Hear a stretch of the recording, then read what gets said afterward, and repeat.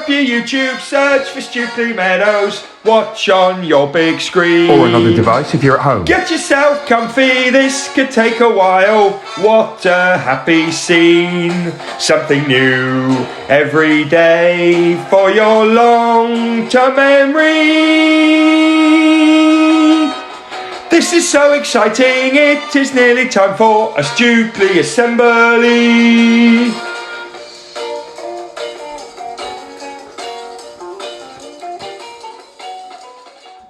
Good morning or good afternoon, everyone, and I know you're confused. You're confused because it's Tuesday and it should be our curriculum assembly with Meet the Expert. But our expert isn't quite ready to talk to you this week, so we're going to swap assemblies round. Today, on Tuesday, it's going to be reading assembly. And then tomorrow, on Wednesday, it's going to be Curriculum Meet the Expert. This is the only week we're doing it, but we're doing it so the expert has got time to tell you about their brilliant expertise. Okay, for each other we, every day we, to improve we, together we will. Every single Stukeley day we focus on. Our Stukeley motto is, our Stukeley curriculum is, our Stukeley plan for home learning is. 4 words that make the magic happen.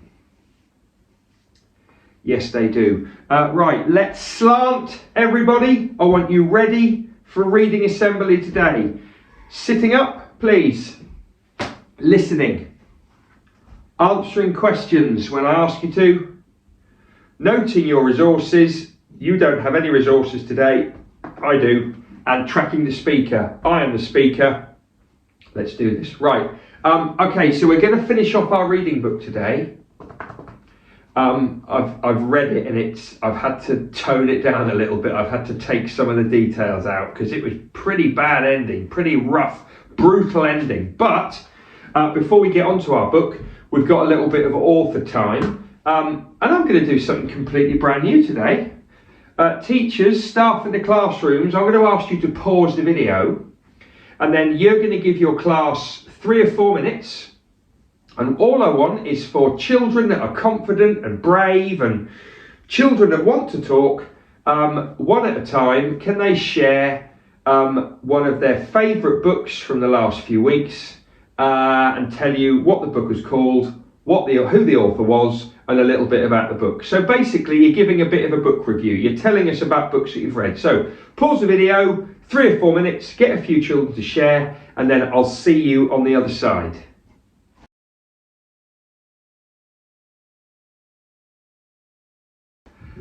Right, I hope you enjoyed that. It's great to talk about books that you've read because then you get other people into those books, and Year 6 do this brilliantly, and I want the rest of the school to do that as well. Okay. Frankenstein. I'm going to go so fast because I know you're desperate to hear the ending. I'm desperate to hear the ending. So we know the story starts on this boat in the North Pole.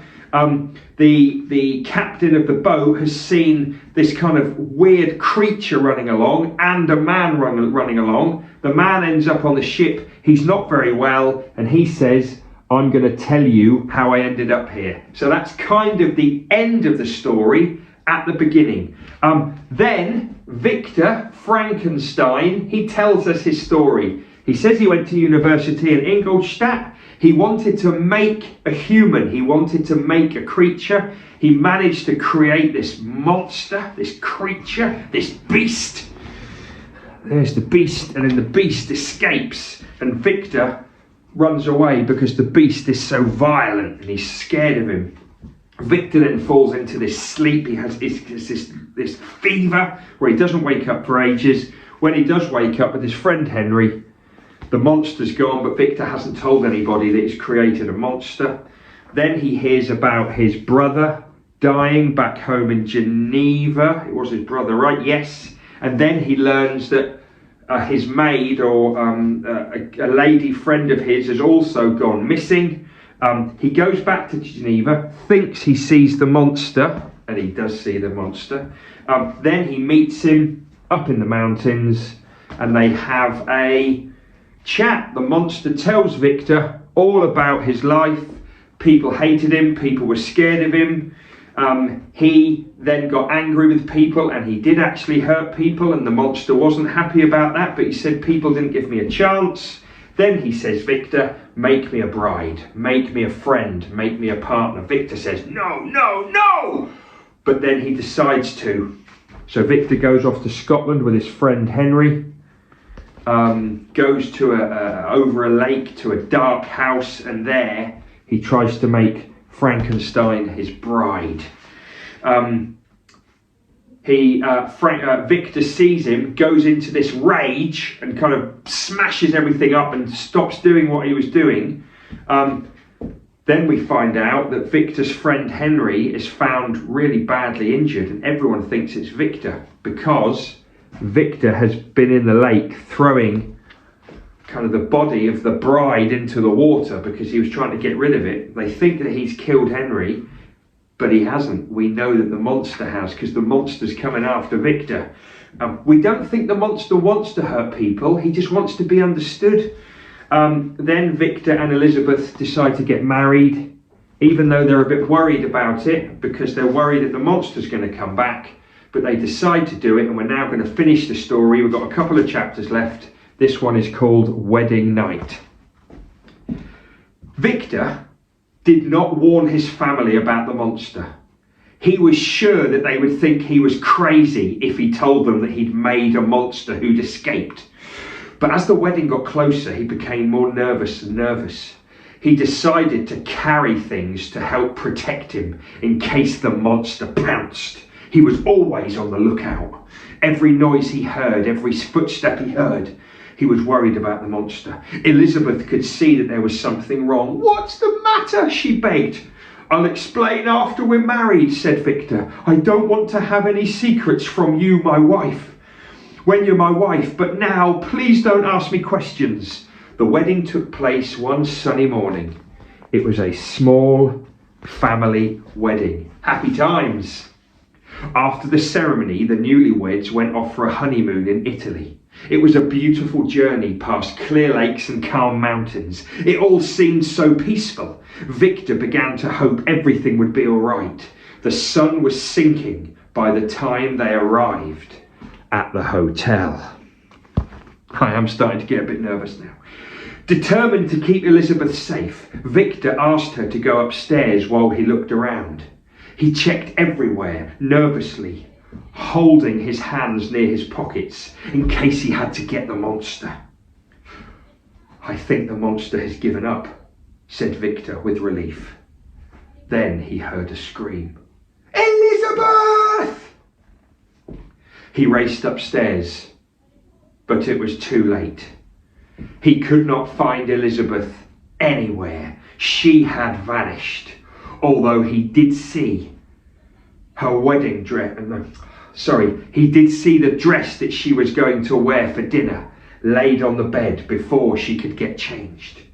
"No!" he howled. "The monster has taken her!" There was a loud laugh outside. "Ha ha ha!" Victor ran to the window to see the monster looking up at him. So there is the monster. Victor collapsed in sobs as the hotel staff came running in. When Victor's father heard the news about Elizabeth's disappearance, he could not believe it, and he collapsed into his own fever. Later on, he died. Now everyone that Victor loved was dead or missing, and he did not want to live any longer. He began talking about finding the monster, talking about monsters, desperately regretting what he'd done, and soon he was taken into hospital for people to look after him. Eventually, Victor was released. "I need to find that monster and get my revenge," he said. "The monster must not be allowed to hurt or take anyone else. I will pursue it to the ends of the earth." This is the part in the story where Victor decides to go after the monster, and we now go back to where we were at the beginning, where Victor is chasing the monster across the North Pole. And now we are back in the boat with the captain. Victor has told his story about Frankenstein, about his monster, and now Victor has failed in his mission to catch the monster. Captain Walton got up and went out and closed the door of the cabin behind him. The ship was still stuck in the ice as it had been for days, and a freezing cold chill struck the air. Captain Walton had spent the last few days listening to Victor's story and watching him get more ill and more ill and more ill. "I do not believe this story can be true," said Captain Walton. "That strange figure in the distance, could it have been a monster?" One thing, though, was definitely true. Victor was not going to live for much longer. His body was just too weak. The captain felt sorry for him. Although Victor had done some stupid things in his life, he did not deserve to die like this. As the captain stood looking around the ship, suddenly a thunderous roar split and cracked the ice. The ship started to sail away, and the crew cheered as they'd been stuck for so long. But over the noise, Captain Walton could hear something else. It was not Victor's voice, for he was dead. It was another sound. Captain Walton burst in to find the monster leaning over Victor. He could not believe it was true. It had a hideous face and its skin was green and wrinkled like a corpse. The captain drew a sharp breath. "I came to ask him to forgive me," said the monster, "and now he has died before I could say it." Captain Walton looked at Victor's lifeless body. "Perhaps it is better now. Perhaps it is better that Victor has gone." The monster began to cry. "But you wanted to kill him," said Captain Walton. "Why are you here crying over this dead man? You're not crying because he's dead. You're crying because you cannot get to him now." "That may be how it looks," said the monster, "but it's not true. I don't expect you to understand. People hating me has ruined me and my dreams, and now the one man that could have saved me has died. I have destroyed him. I wanted to be good, I wanted to be loved, and I wanted to be a friend, but all I got was hate and abuse. I know I am an outcast, and you see me as a murderer. You might hate me, but I hate myself. Only death can help me now." "What will you do?" asked the captain. "I will go north. I will run away, and you will never see me again," said the monster. "I will finally rest my body in peace." Before Captain Walton could move, the monster leapt out of the window. He watched the monster run across the ice, and moments later it had disappeared into darkness. That's it. Wow.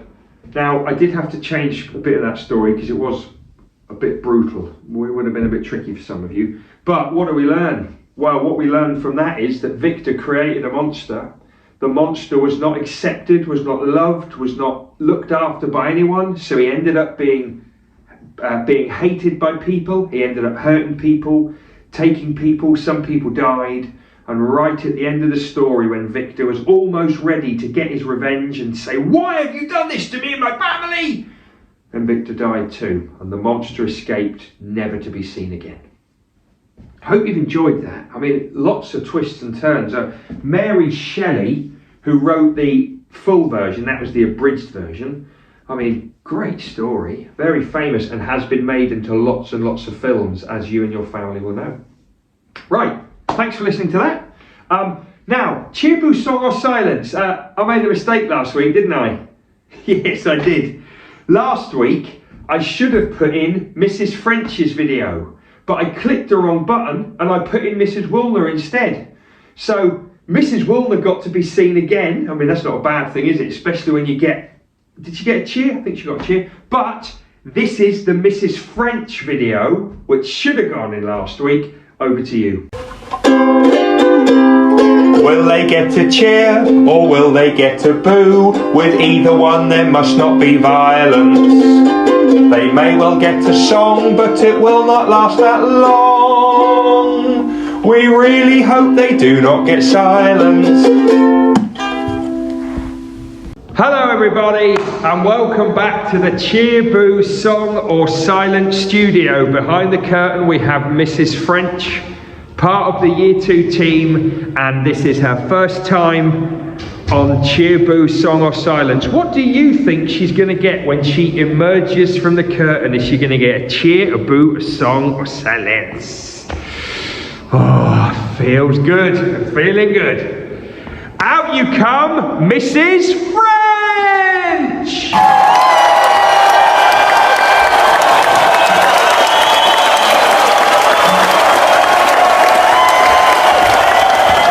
Yes! We haven't had a cheer for ages! Mrs. French has gone to Tesco's to treat herself to something nice and tasty because she got a cheer! See you next time on Cheer, Boo, Song or Silence. Will they get a cheer or will they get a boo? With either one there must not be violence. They may well get a song, but it will not last that long. We really hope they do not get silence. Wow. Well, I know we had to wait an extra week for it, but Mrs. French, what a moment. What a fantastic cheer for you, Mrs. French. Cheer, Boo, Song or Silence will be back after half term. Who will it be and what will they get? Who knows? Okay, birthdays, and then we finish with everyday knowledge. Hey, hey, hey, it's time to say we've got a Stukeley birthday. Hey, hey, hey, it's time to say we've got a Stukeley birthday. Come on! Happy birthday to Charlie in Year 4. The most famous Cheerios eater at Stukeley Meadows Primary School. Hopefully you know what I mean by that. Also, River in Year 5 asked me if I could give her dad a birthday shout out today. Happy birthday, River's dad. I can't do everyone's family. That's just a little one because River asked me. Happy birthday, both of you. Have a great day with family, friends. Another year older. Great times at Stukeley. Now let's finish with everyday knowledge. And we are learning to remember things worth remembering, learning to remember things worth remembering, learning to remember things worth remembering, everyday knowledge for you. And we are learning to remember things worth remembering, learning to remember things worth remembering, learning to remember things worth remembering, everyday knowledge for you.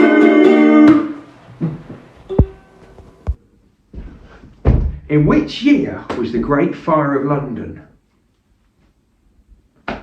That's right, 1666. In which year was the Battle of Hastings?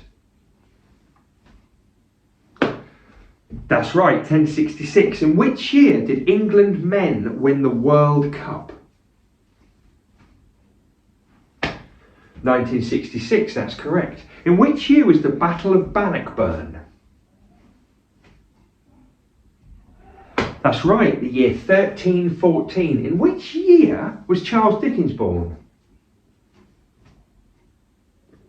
That's correct, 1812. How many millimetres in a centimetre? That's right, 10. How many centimetres in a metre? That's right, 100. How many kilometres in a mile? That's right, 1.6. How many metres in a kilometre?